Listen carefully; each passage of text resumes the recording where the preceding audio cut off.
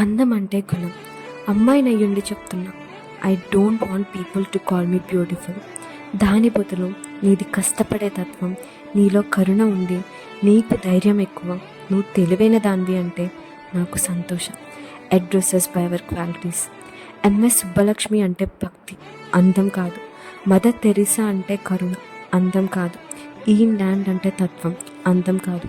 సరస్వతి అంటే విద్య, దుర్గా అంటే ధైర్యం, గౌరీ అంటే తపస్సు, లక్ష్మి అంటే శుభం.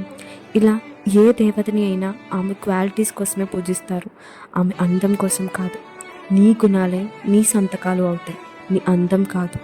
అందుకే ప్రపంచము మగవాళ్ళలో కాదు, ఆడదే ఆడదాని అందాన్ని దాటి చూసుకోగలగాలి. అలా అందాన్ని దాటి చూస్తే ఆడదానిలో ఒక సముద్రమే కనబడుతుంది, గుణాలతో నిండిన ఒక దేవతే దర్శనమిస్తుంది. So see for the goddess in you, goddess.